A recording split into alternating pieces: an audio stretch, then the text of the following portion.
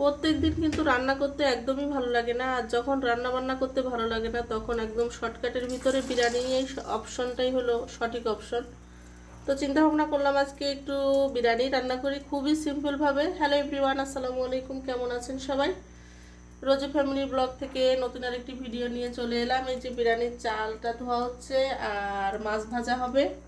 মাছের এই যে গায়ে হলুদ দেওয়া হয়েছে আর চালটা ধুয়ে নেওয়া হচ্ছে আর কি।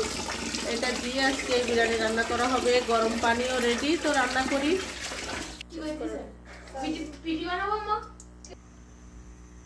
দিয়ে দিলাম এলাচ, দারচিনি, আর এর ভিতরে দিয়ে দিলাম পেঁয়াজ।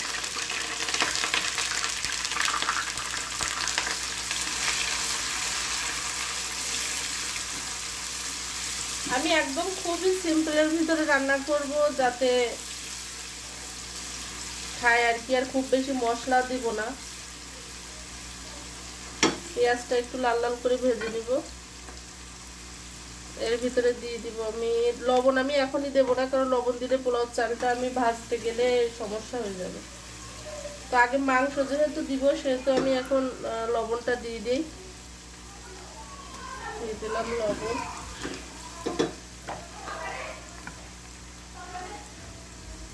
পেঁয়াজ, রসুন, আদা, রসুন আর আদা একসাথে কষাই নিচ্ছি। এর ভিতরে কোনো শুকনা মরিচ আমি দিব না, শুধুমাত্র কাঁচা মরিচ দিব আর কি।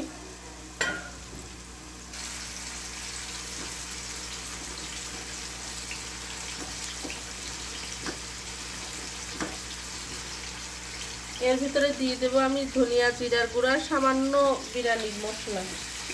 বিরিয়ানির মশলা আমি দেই না কোনো কিছুতে, তারপরে এটার ভিতরে দিলাম আর কি, ছিল বাসায়। আর এর ভিতরে মাংসগুলো দিয়ে দিলাম। এসব কাঁচামরিচ নিয়ে আছে, শুধু কাঁচামরিচ দিয়ে এটা রান্না করবো। এটা তো বড় বয়েল মুরগির মাংস আর কি, এটা দিয়ে খেতে ভালো লাগবে আশা করতেছি।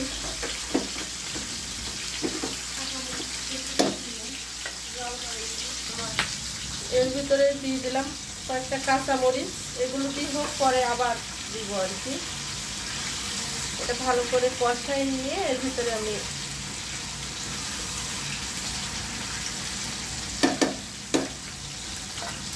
হলুদও দিব না, মরিচের গুঁড়াও দিব না। তো অন্যরা দিলেও দিতে পারেন, কোনো সমস্যা নেই। মাংস কিন্তু একদম কষানো হয়ে গেছে। আমি এর ভিতরে অল্প একটু পানিও দিয়ে দিয়েছিলাম, দেখেন খুব সুন্দর কষানো হয়ে গেছে। এর ভিতরে আমি এবারে পোলাও চালগুলো দিয়ে দিব।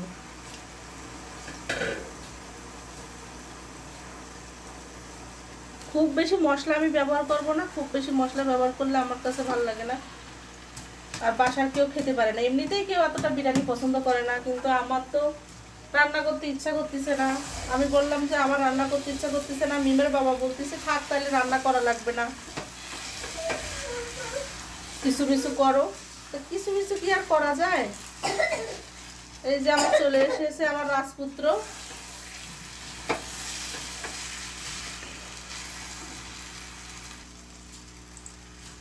ভাজা কিন্তু হয়ে গেছে একদম, দেখেন সুন্দর করে ভেজে নিয়েছি। তো আমি এর ভিতরে এবার গরম পানি দিয়ে দেব, একদম উতরানো পানি।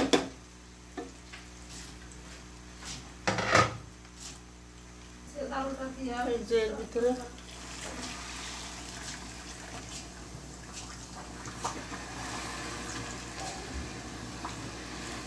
পানিটা দিয়ে দিলাম।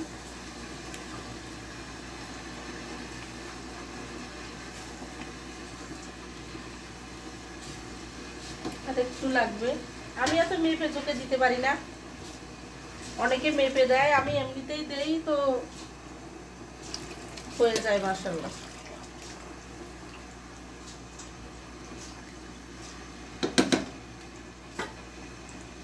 এবার এটা ঢেকে দিয়ে দিলাম।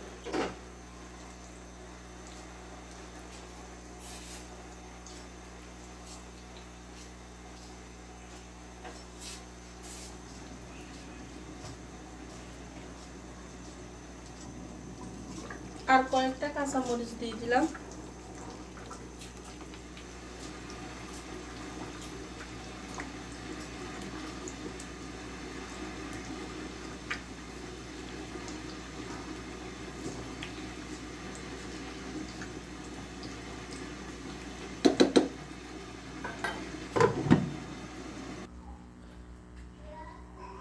এই যে আস্তে করে দমে দিয়ে দিয়েছি। আর পোলাও চাল যদি পুরাতন হয় তাহলে কিন্তু সুন্দর ঝরঝরা হয়, আর নতুন চাল হলে একটু হয়, কিন্তু সেইভাবে দিলে দেখেন আমি কিন্তু মেপে কোনো পানি দেইনি, তারপরে মাশাআল্লাহ কত সুন্দর হয়েছে।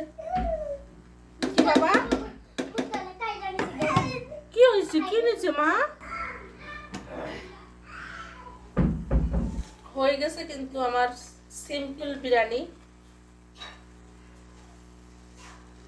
দেখতেই পাচ্ছেন কেমন হয়েছে।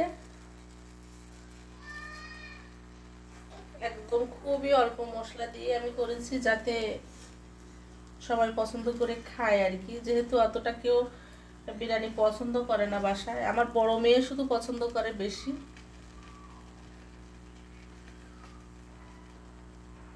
তো আজকে এই পর্যন্তই, ভালো থাকবেন, সুস্থ থাকবেন সবাই, আল্লাহ হাফেজ।